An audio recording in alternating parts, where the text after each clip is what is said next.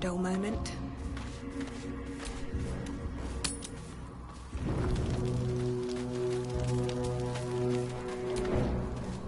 You know, I feel a connection between us.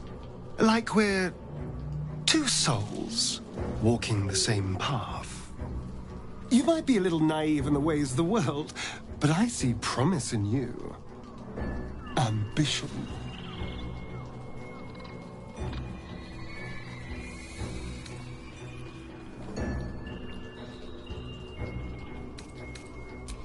Such a strong word. We have our differences, but we don't have to, do we? I just worry that we're not considering all our options when it comes to our uninvited guests. How many people are infected with them, do you think? Hundreds? Thousands? And they're not just goblin trash. There are powerful people in the worm's thrall. Whoever's waiting for us at Moonrise Towers controls it all. But if we can take that control from them, imagine the power we'd wield. I mean, I assume there's some device controlling these things, so we find that. Murder some people and, Look, I'm not a details person, all right? But turning up and causing chaos has worked for us so far. I'm just saying, there's an opportunity here. If we can control the tadpoles, we can keep ourselves safe. And liberate the world from this evil.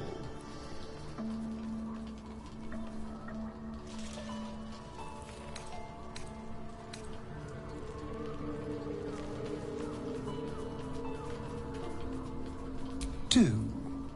It's not often the universe hands you something like this. We'd be fools to squander it.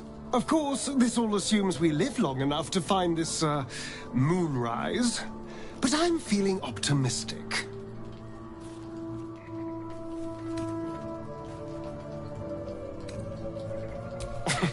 Cazador sired 7 spawn. Me and my 6 brothers and sisters. He always insisted we were a family, even when he was carving scars into our flesh. I was one of his first. Some of the others came years later. He was a monster to us all, but did take special pleasure in my pain. He said my screams sounded sweetest.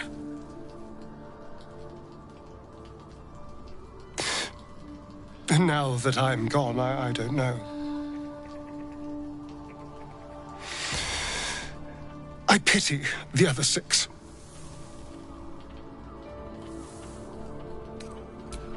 It's not a plan yet. More a feeling. Just an itch at the back of my mind. Something. Whatever Cazador did to me, it was more than his usual sadism. It had purpose. Once I know what that purpose was, maybe a plan will present itself. But for now, I just need to scratch this itch. Then I'll see you tonight, you sweet, generous thing.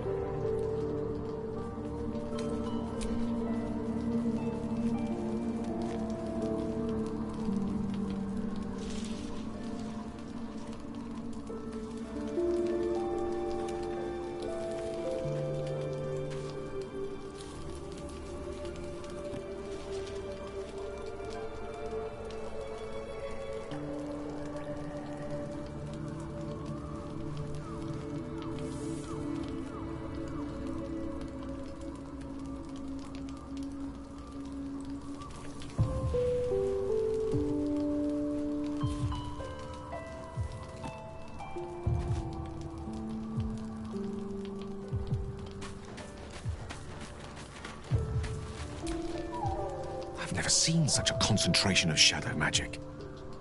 We must forge on, but carefully. It will corrupt any who lack the power to control it. It is the very antithesis of all the Weave stands for.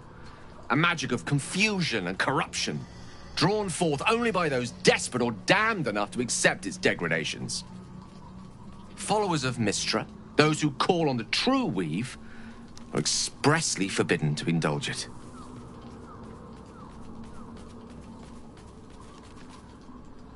Mystra's domain is the Weave and the magic that courses through it. These shadows were drawn from another source, created by another goddess, Shah. Mystra cannot destroy it even if she wishes to, but she can try to ensure her followers resist its temptations. Now, I think it's time we moved on to lighter subjects, for we too are lost to the darkness. Was there anything else?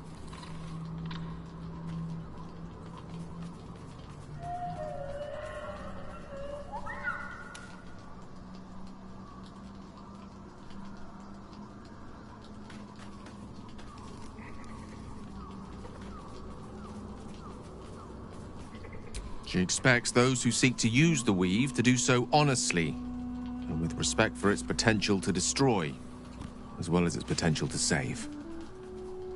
I doubt she's asked many of her followers to blow themselves up. That's a fate she's bequeathed exclusively to me. She wouldn't ask such a thing if it weren't our only means of survival.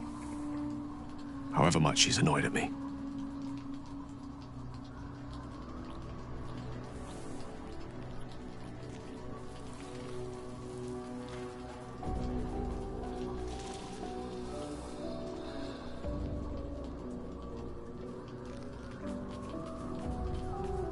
Oh, you know me, ever the optimist. I'm trying to focus on the positives. Truth is, I was living on borrowed time already. Consuming those items would only have kept the orb sated for so long. If anything, I feel more at peace than I have in months. At least now I know my death will have purpose. It won't be a distant bang in the footnotes of history.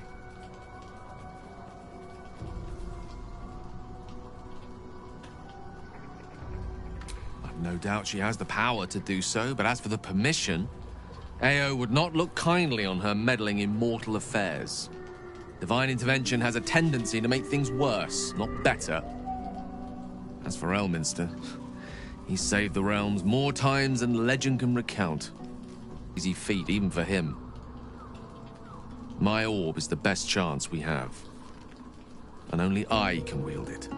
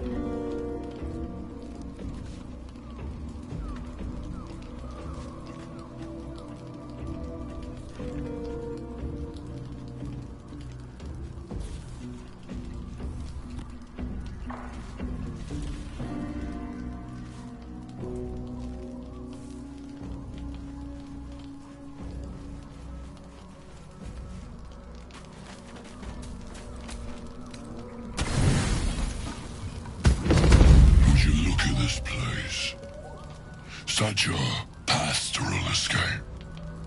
Free of predators, annoyances, obligations. One. Accepted, of course. We made a bargain, sweet stuff. And I've come to collect.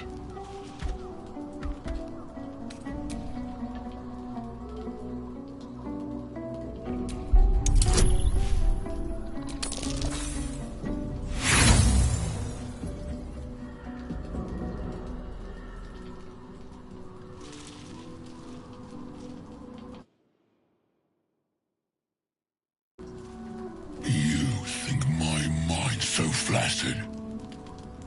I will crack your bones and suck their marrow.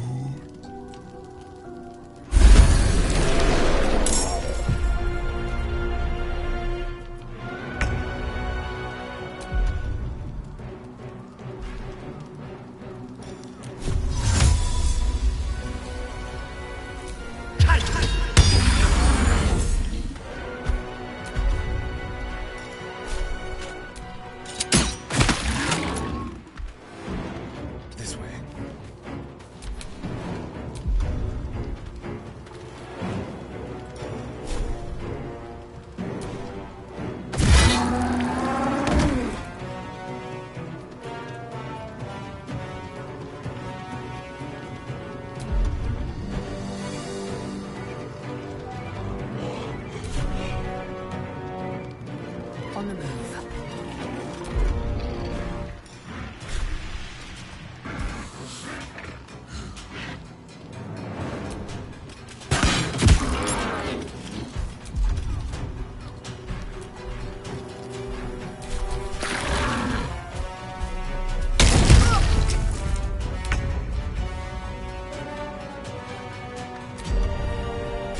Let's get this over with.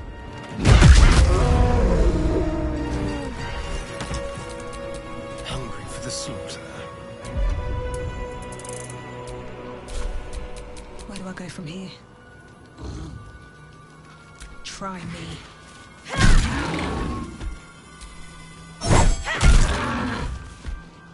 Need to stay focused.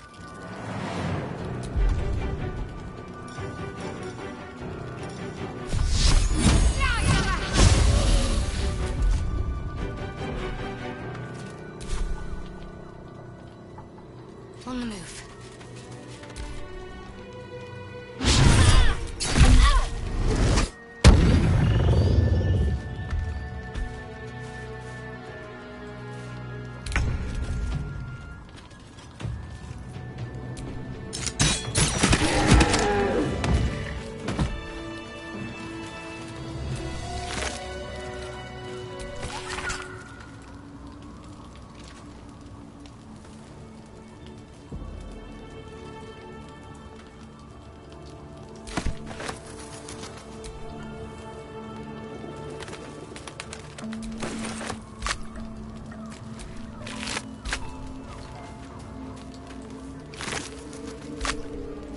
Time to pack it in for the day, I think. It feels like we're being watched. Hunted, even. But there's nothing out there. Only more darkness. I much prefer it when I'm the one prowling in the shadows. About to strike. Sorry, did you want something? Or just looking for a distraction?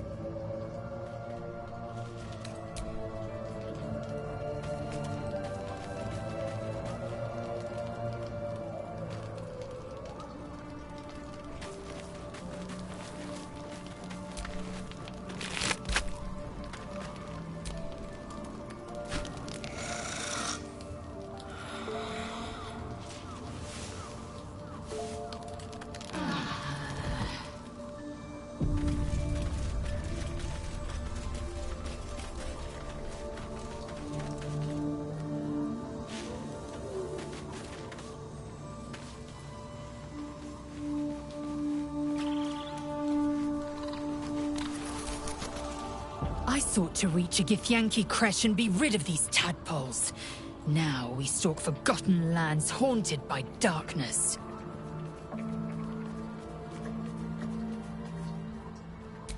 Kalir's clutch held 36 eggs, more or less. Though I've learned of creches that harbored 100.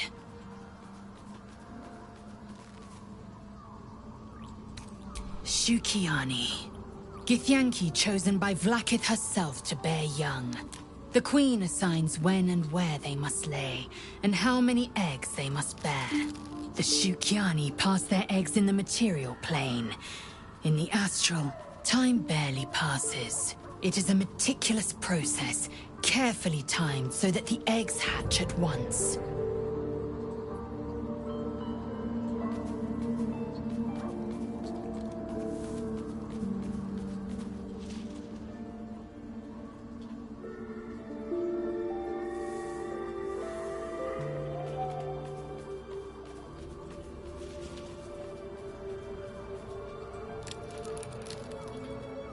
Humanoid. How I despise the term. Githyanki are quite superior to humans. Our biology slates state that Githyanki came to lay eggs after we escaped Illithid enslavement and took to the astral plane. It's an asexual process, a favorable change by any estimation. Hideous to imagine a life where I couldn't partake in the pleasures of sex without the looming threat of bearing children.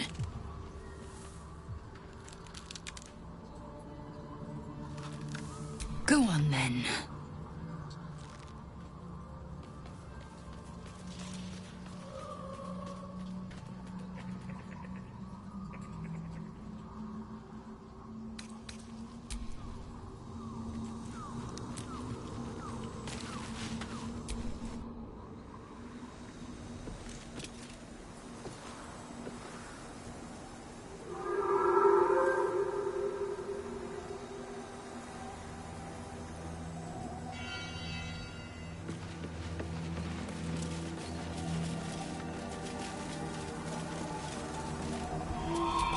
In memory of Kayla mismarried, thrice widowed, always smiling.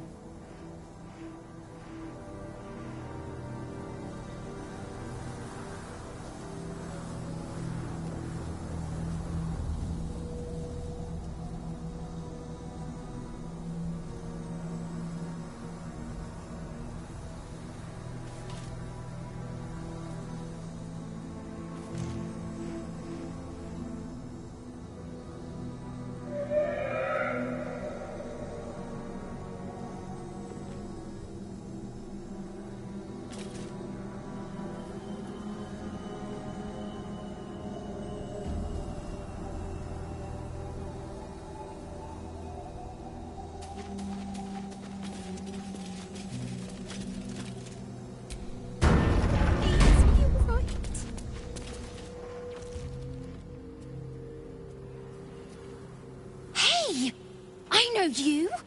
You're...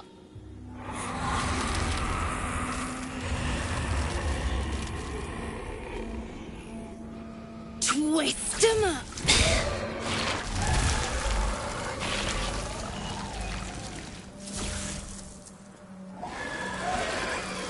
It's you! Our little idol thief from the Druid's Grove. Sorry. Knocks the wind right out of me. That's who I'm looking for. Mum and Pops, I mean. When Zevlor... When he... Well... There was an ambush. Mum yelled, "Run!" So we ran. I could hear him running behind me. Till I couldn't. Still can't find him. But I bet you can. You'll help me, I just know it.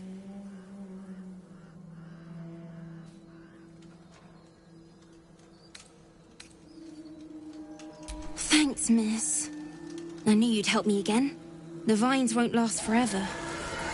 I don't suppose I can stay with you.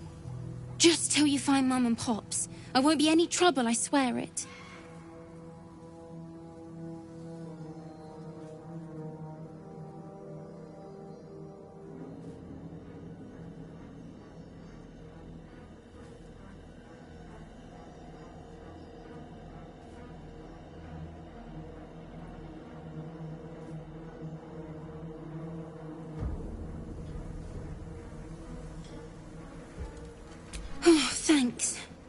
You're the best. So you send Mum and Pops there.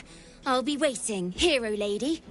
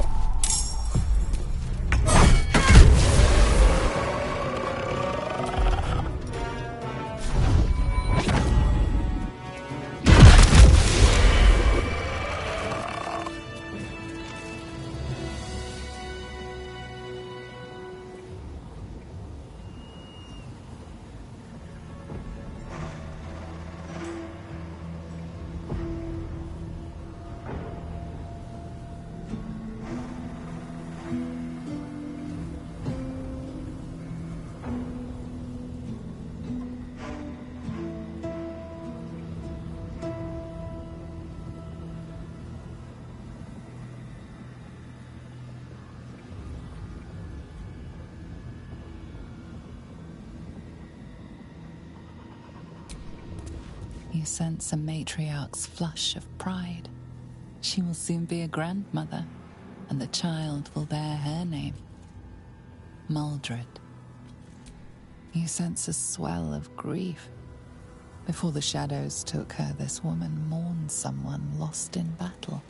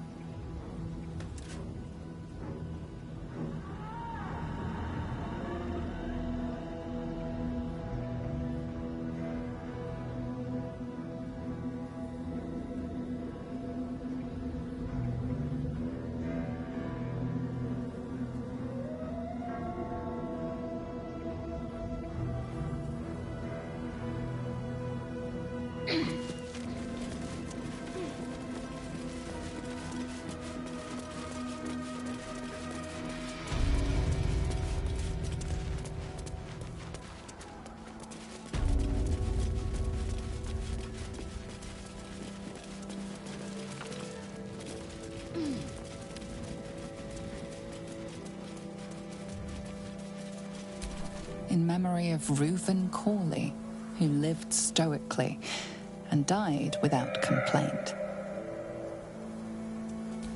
Here lies faithful Jamie, the love of all our lives.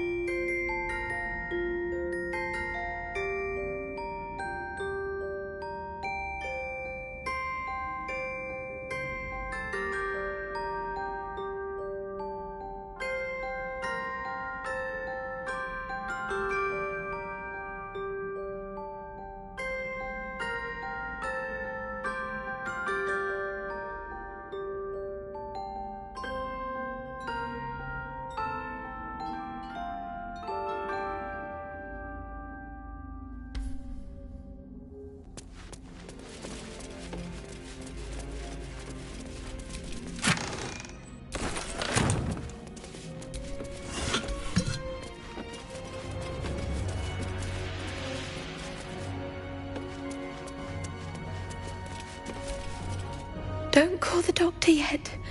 I've got potions, sutures. I know I can do this. Oh, you're a patient. This is the children's ward. Triage is back that way. See that corpse? Arabella's father in the oh-so-decaying flesh.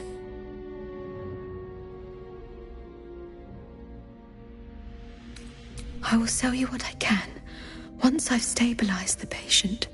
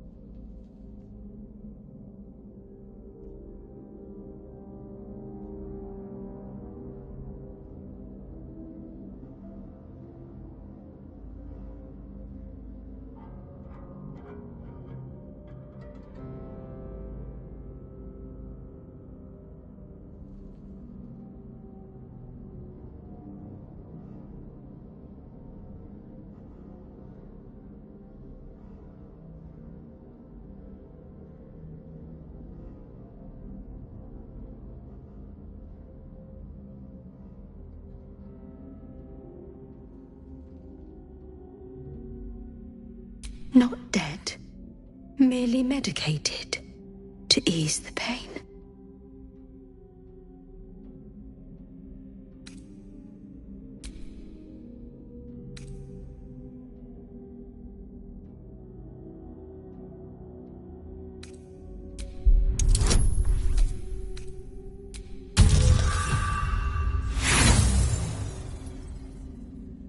Hey, don't do that to my patient.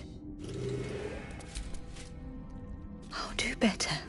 And the patients, I will sell you what I can, once I've stabilized the patient.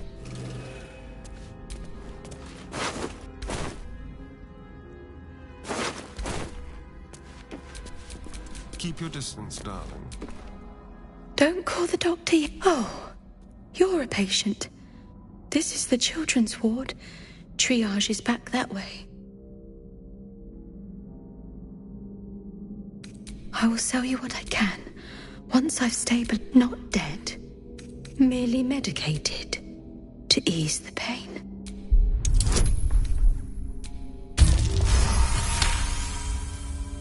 Yes. Yes. I knew these hands would not fail me. The patient is sure to recover. Not much left now, but you're welcome to look.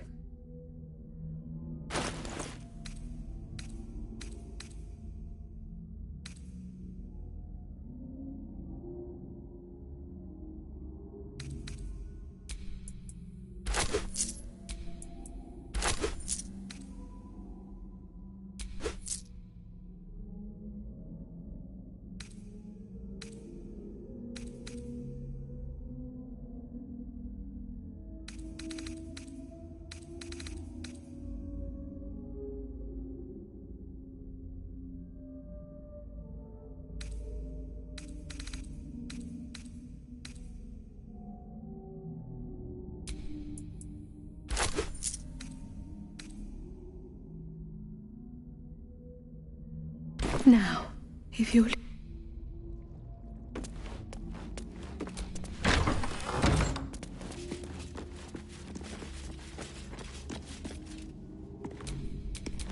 Is that blood?